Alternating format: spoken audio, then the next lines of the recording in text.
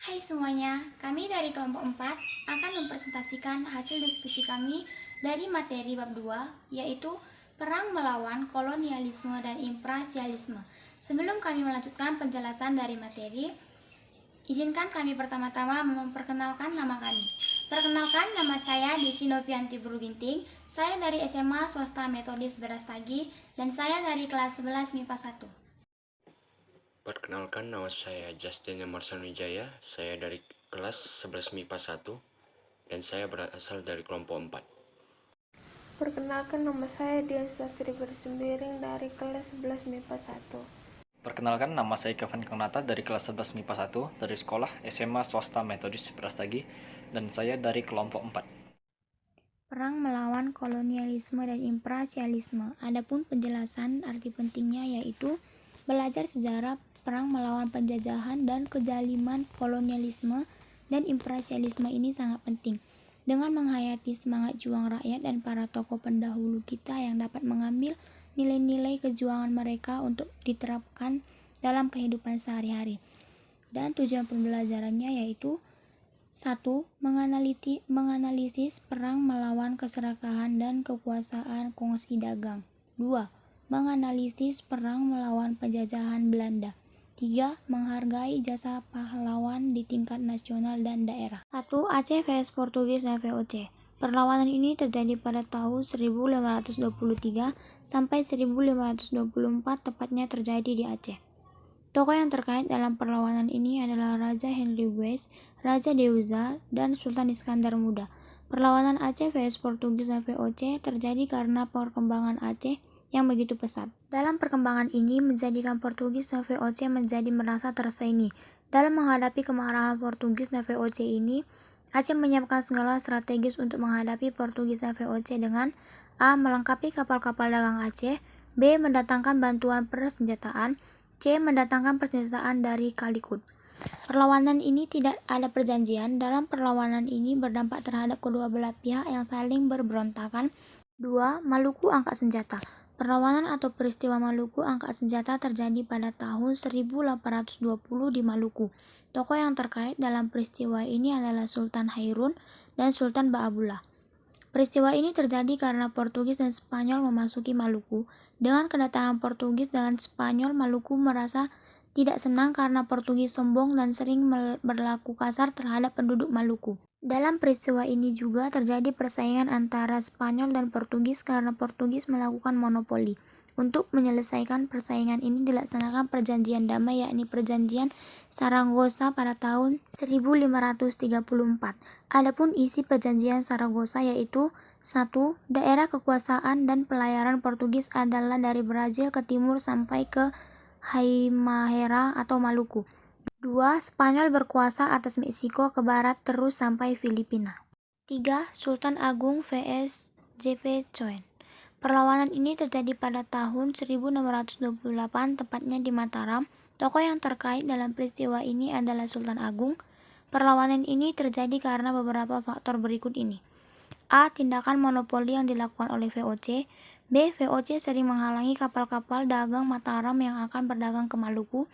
C. VOC menolak untuk mengakui kedaulatan Mataram. D. Keberadaan VOC di Batavia telah memberikan ancaman serius bagi masa depan Pulau Jawa. Upaya Sultan Agung untuk menghadapi perilaku VOC yang semena-mena ini adalah dengan cara pasukan Mataram yang dibawa ke pemimpinan Tumenggung Boyo-Riksa menyerang Batavia dengan berusaha membangun pos pertahanan. 4. Perlawanan Banten. Pada tahun 1619 di Banten terjadi perlawanan rakyat Banten yang sering disebut dengan perlawanan Banten. Tokoh yang ada di dalam perlawanan Banten adalah Pangeran Surya atau Sultan Abu Alfat dan Sultan Ageng Tirtayasa. Penyebab utama dari perlawanan Banten ini karena Banten memiliki posisi yang strategis sebagai bandar perdagangan internasional. Oleh karena itu Belanda selalu ingin menguasai tetapi tidak pernah berhasil. Akhirnya VOC membangun bandar di Batavia pada tahun 1619. Lalu terjadilah persaingan memperebutkan posisi sebagai bandar perdagangan internasional antara Batavia dan Banten. Dalam perlawanan Banten terjadi perjanjian antara Sultan Agung dengan VOC untuk merebut Kesultanan Banten. Nasib akhir dari perlawanan Banten adalah pasukan Francois Stark berhasil mendesak dan memukul mundur Sultan Ageng Tirtayasa sampai ke bentengnya. Kemudian Sultan Fong Tirtayasa berlari bersama anaknya Pangeran Purbaya ke hutan Lebak, lalu bergerak ke arah Bogor.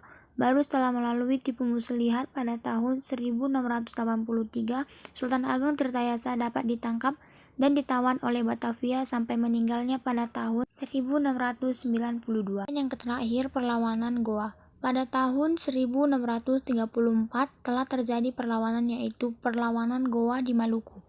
Tokoh yang paling terkenal dalam perlawanan ini adalah Sultan Hasanuddin dengan sebutannya yaitu Ayam Jantan dari Timur. Penyebab utama terjadinya perlawanan Goa yaitu karena VOC berusaha untuk mengendalikan Goa dan menguasai pelabuhan Somba Opu serta menerapkan monopoli perdagangan Somba Opu sebagai bandar perdagangan dan jalur perdagangan internasional. Upaya yang dilakukan rakyat Goa dalam melakukan perlawanan terhadap VOC adalah dengan cara membuat benteng-benteng pertahanan. Dalam perlawanan ini telah terjadi perjanjian yaitu sering disebut dengan Perjanjian Bogaya pada tanggal 18 November 1667. Nasib akhir dari perlawanan Goa ini adalah Sultan Hasanuddin dengan terpaksa melaksanakan Perjanjian Bogaya. Bahkan benteng pertahanan rakyat Goa jatuh dan diserahkan pada VOC, kemudian oleh suplemen diberi nama Benteng Rotterdam. Aceh versus Portugis dan VOC. Setelah Malaka jatuh ke tangan Portugis pada tahun 1511, justru membawa hikmah bagi Aceh. Banyak para pedagang Islam yang mengalihkan kegiatan perdagangannya dari Malaka ke Aceh.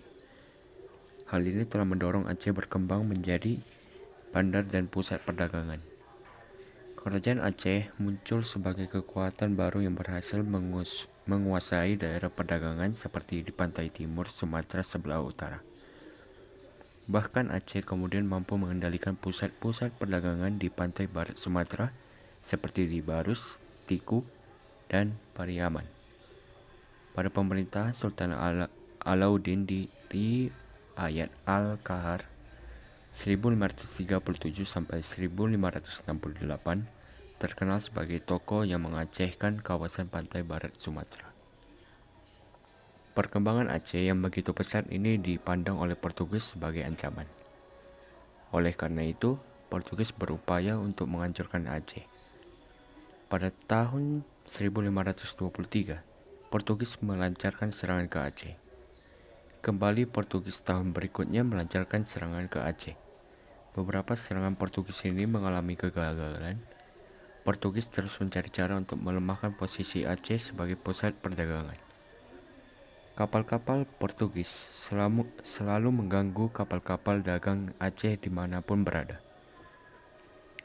Aceh yang ingin berdaulat dan tetap dapat mengendalikan perdagangan di beberapa pelabuhan penting di Sumatera merencanakan untuk melakukan perlawanan. Sebagai persiapan Aceh melakukan langkah-langkah antara lain: 1. Melengkapi kapal-kapal dagang Aceh dengan persenjataan meriam dan prajurit. 2. Mendatangkan bantuan persenjataan sejumlah tentara dan beberapa ahli dari Turki pada tahun 1567 dan mendatangkan bantuan persenjataan dari Calicut dan Jepara. Setelah berbagai bantuan berdatangan, Aceh segera melancarkan serangan terhadap Portugis di Malaka. Portugis harus bertahan mati-matian di benteng Formosa. Portugis harus mengerahkan semua kekuatannya sehingga serangan Aceh ini dapat digagalkan. Sebagai tindakan balasan pada tahun 1569, Portugis balik menyerang Aceh, tetapi serangan Portugis di Aceh juga dapat digagalkan oleh pasukan Aceh. Sementara itu, para pedagang Belanda juga ingin mendapatkan keuntungan dengan berdagang di pantai barat Sumatera, bahkan kalau perlu dapat melakukan monopoli. Oleh karena itu, VOC harus bersaing dengan Portugis dan harus mendapat izin dari Aceh. Terkait dengan ini, para pedagang Belanda melalui Pangeran Maurits pernah berkirim surat kepada Raja Aceh Alauddin tertanggal 23 Agustus 1601. Dalam surat dipenuhi dengan kata-kata sanjungan dan puji-pujian kepada Sultan Alauddin dan rakyat Aceh. Dalam surat itu juga dicantumkan kata-kata yang menjelek-jelekkan Portugis dan juga dicantumkan tawaran bantuan untuk mengusir orang-orang Portugis. Dengan surat ini, ternyata Sultan Aceh yang kebetulan sedang bermusuhan dengan Portugis dapat menerima kehadiran para pedagang Belanda. Bahkan pada 1607, Aceh memberikan izin kepada VOC untuk membuka loji di Tiku di pantai barat Sumatera. Pada masa pemerintahan Sultan Iskandar Muda 1607 sampai 1639, semangat juang mempertahankan tanah air dan mengusir penjajah asing semakin meningkat. Bahkan pada masa pemerintahan Iskandar Muda ini mulai memutuskan hubungan dan menolak kehadiran VOC.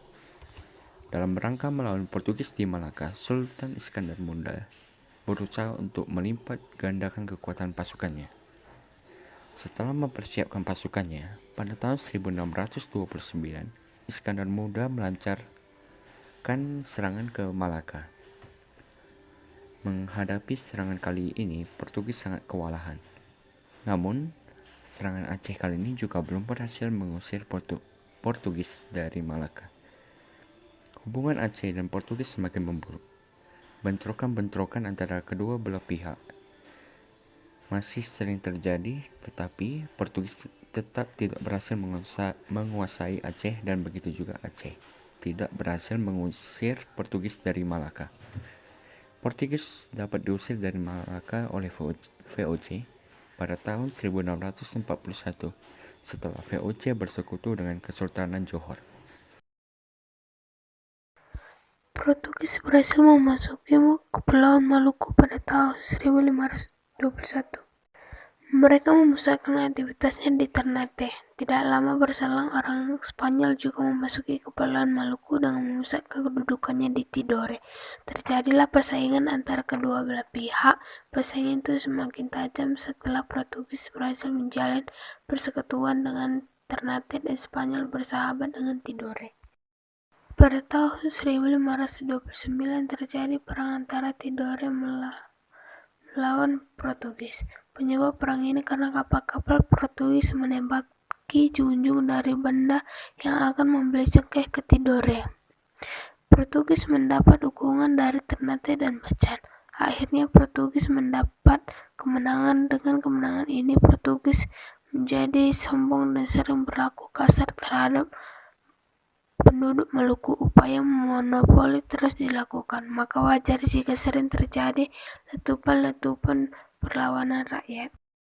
Di dalam perjanjian Saragossa disepakati bahwa Portugis tetap berkuasa di Maluku, sementara Spanyol berkuasa di wilayah Filipina. Dengan demikian, setelah ditandatangani pernyataan Saragossa, kedudukan Portugis di Maluku semakin kuat. Kedudukan Portugis juga semakin mengancam kedaulatan kerajaan-kerajaan yang ada di Maluku. Portugis berhasil memasuki Kepulauan Maluku pada tahun 1521. Mereka memusatkan aktivitasnya di Ternate. Tidak lama berselang, orang Spanyol juga memasuki Kepulauan Maluku dengan memusatkan kedudukannya di Tidore. Terjadilah persaingan antara kedua belah pihak. Persaingan itu semakin tajam setelah Portugis berhasil menjalin persekutuan dengan Ternate dan Spanyol bersahabat dengan Tidore. Perlawanan dilanjutkan di bawah pimpinan Sultan Babullah. Seluruh rakyat Maluku berhasil dipersatukan termasuk Ternate dan Tidore untuk melancarkan serangan besar-besaran terhadap Portugis. Akhirnya Portugis dapat didesak pada tahun 1575 berhasil diusir dari Ternate. Orang-orang Portugis kemudian melarikan diri dan menetap di Ambon. Pada tahun 1605 Portugis dapat diusir oleh VOC dari Ambon dan kemudian menetap di timur-timur. Pada tahun 1680 VOC memaksakan sebuah perjanjian baru dengan penguasa Tidore. Kerajaan Tidore yang semula sebagai sekutu turun statusnya menjadi vasal VOC. Sebagai penguasa yang baru diangkatlah putra Alam sebagai Sultan Tidore, atau menurut tradisi kerajaan Tidore yang berhak sebagai sultan semestinya adalah Pangeran Nuku. Belanda kewalahan dan tidak mampu membendung semangat pasukan Sultan Nuko untuk lepas dari dominasi Belanda.